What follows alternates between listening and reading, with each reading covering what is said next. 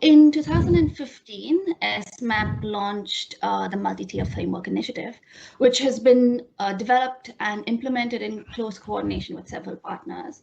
The theory in the framework was initially laid out in the Beyond Connections report, with the aim to provide, to collect and provide a comprehensive data set at the country level on energy and provide analysis and insights through country diagnostic reports on a country's energy status, and then use this knowledge to inform policy making and decisions on providing energy access to the country.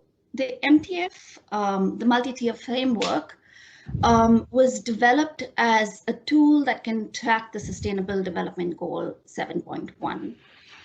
This goal is to ensure universal access to affordable, reliable, and modern energy for all. And the idea of having a definition, the multi-tier definition, is that it can go beyond the binary of whether a household has a grid connection, a connection to electricity, or whether a household has a clean stove and clean fuel. So it takes a more comprehensive look at this definition of access. It acknowledges that access lies on a spectrum, so a household can experience different levels and different services, even if they have just an electricity connection or a grid connection. So the idea of the multi-tier framework was that it lies within this target, this SDG 7.1 target. The different attributes that are used to make up the MTF definition are taken from access, where you see we talk about capacity and availability on the electricity side, and then the type of fuel and technology on the cooking side. Affordability, we're looking at if the energy solution is affordable for the household, whether it's reliable for the household, and whether it's modern. And then there are a few other attributes that make up the definition as well. So on the cooking side, we measure access to modern energy cooking services using 6 attributes. We have exposure, and efficiency, which are 2 performance-based attributes. Exposure takes into account the stove technology and the fuel that households are using. It looks at different aspects of that use. So it's a proxy for the emissions that the stoves and fuel have. Looking at the ventilation, how long households are cooking for. Efficiency is the efficiency of the technology. The convenience is whether households, how much time households spend collecting fuel, preparing their stoves, and then you have the safety of the fuel, whether there are injuries related to the fuel, whether they're burns or any kind of other injuries, health issues, health impacts that we ask the household about. And then whether the fuel is available when the household needs the fuel. So if it's available throughout the year or just partially, and then households have to stack with other fuels. And finally, affordability. So what percentage of the household income annually is being spent on fuel. And one thing I want to say for both clean cooking or modern energy cooking services, as well as electricity, is that it's set up so that it's technology neutral, and it depends on the level of performance or the household experience with using these different sources. So moving to electricity, there are 7 attributes. You have the capacity of the system. So depending on what is the main source of electricity that the household is connecting to, and what capacity that is. So whether it's the grid, whether it's a mini grid, some kind of off-grid solution, or no electricity, so whether people are using candlelight. When is the electricity service available? This is especially true for mini grid and the grid system, whether it's reliable, so what are the outages, the number of outages and the frequency, the quality, whether there are voltage fluctuations. If it's affordable, the share of the household's annual expenditure that's spent on their electricity bill.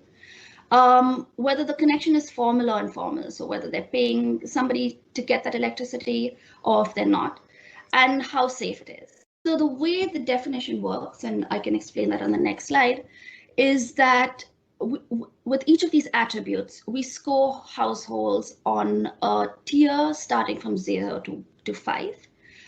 0 being the lowest level, and then you have incremental improvements in the household's energy services up to tier 5.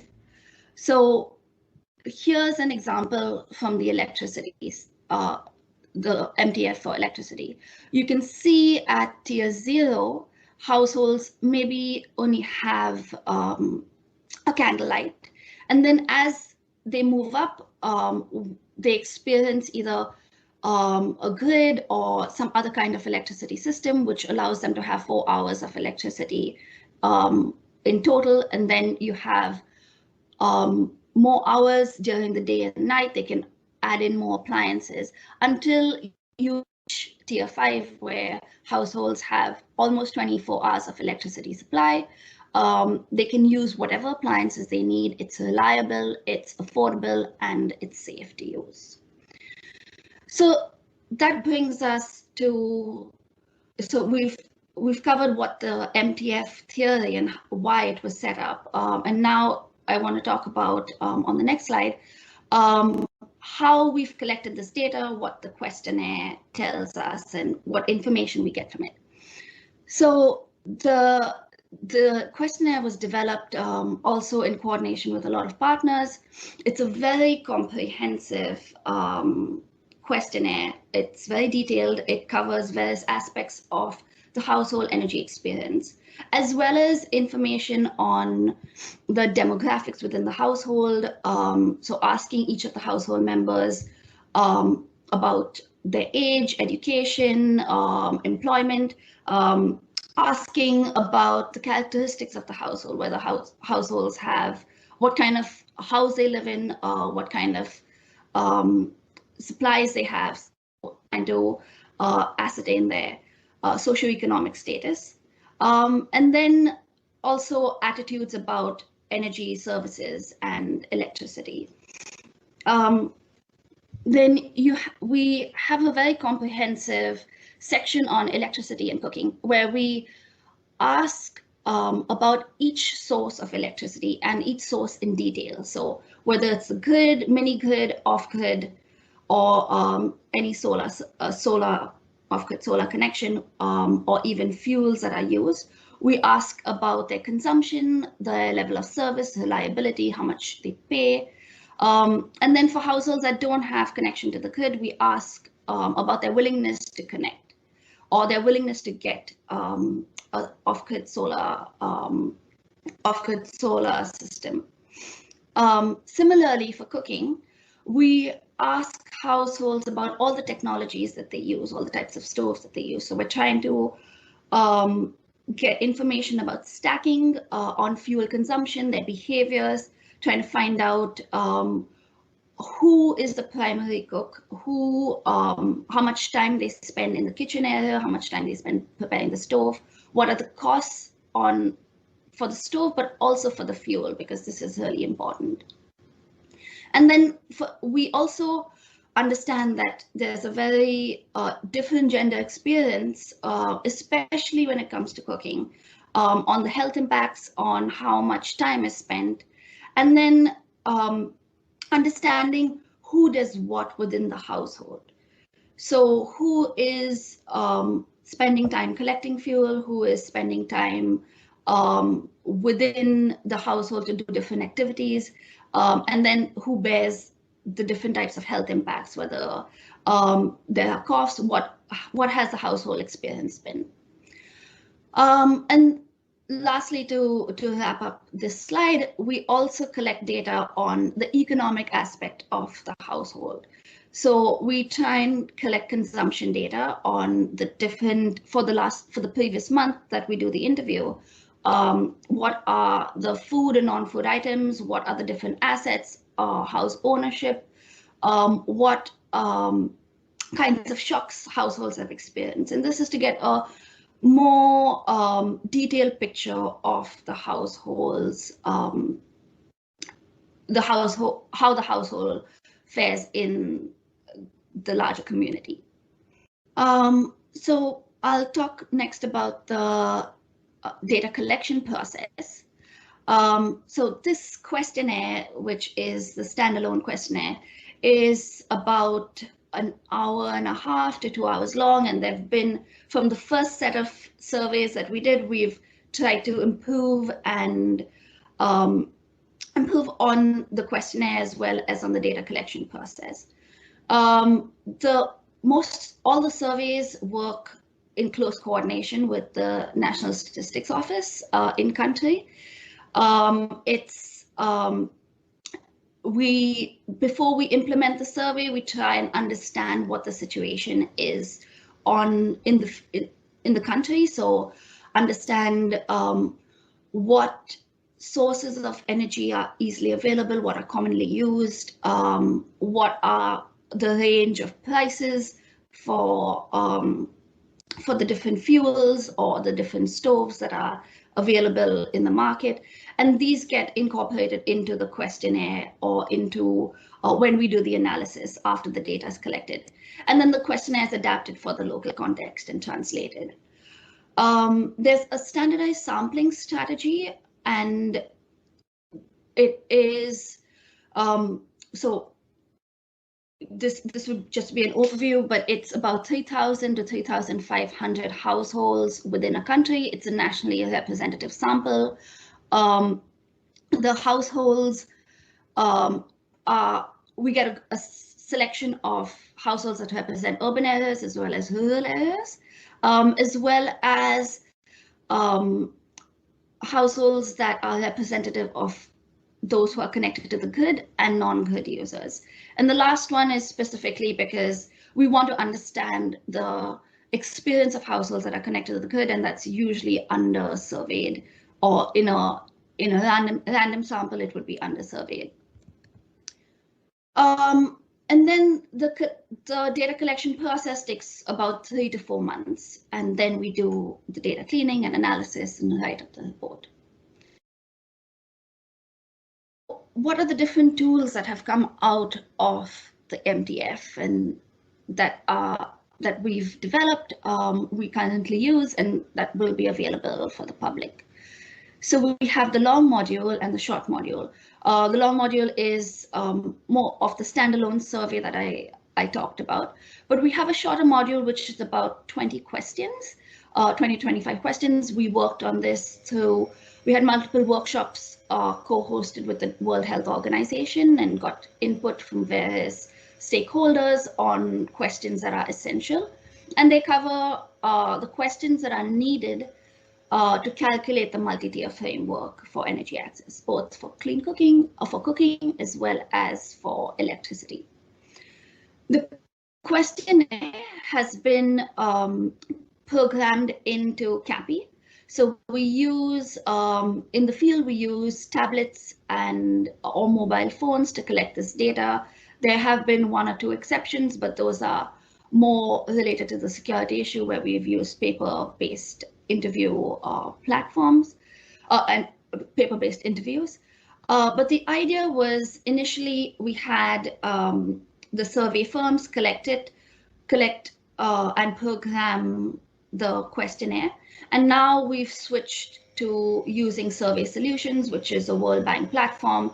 The questionnaire is coded and it's available online through Survey Solutions, the detailed questionnaire. And we hope to make this available to the public. We're also working with the World Bank LSMS team, which is the Living Standards Measurement Survey team, and the World Health Organization, to develop an energy guidebook. The guidebook is a comprehensive guidance to help policymakers understand the need, the importance of having this energy data for planning, but also take them through the whole process. So for the short module, we go through each of the questions, provide guidance on why the questions were asked, how to use the data that's collected from those questions and translate it into indicators, into meaningful data that can help track progress towards SDG 7. And finally, to give you an idea of where we currently stand, on the next slide, the MTF team has successfully implemented this data collection work in 16 countries. And along the way, we've had a lot of lessons that we've learned, and we've tried to improve the data collection process as well as the survey, the instruments.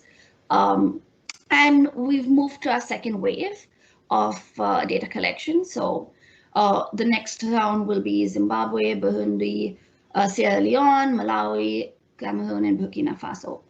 And these are different stages, and I think some of it would be dependent on how the pandemic and countries are, how countries are doing with the pandemic. So all this data is available online. There are some countries that we've finished the data collection, but we're still working on the analysis and writing up the country diagnostic reports.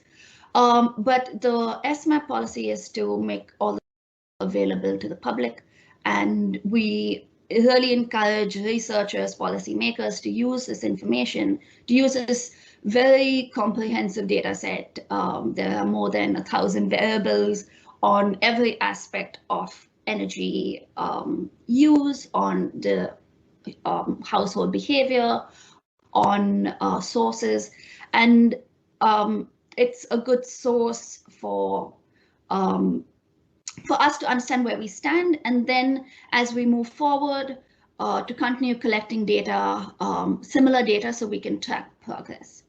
So on the last slide, I have the link to where you can find the data. It's on energydata.info. And there's also the MTF energyaccess.smap.org, which gives you information. It also is the MTF website, and it has tools where you can see the results. You can play around with the data a little bit and see the results on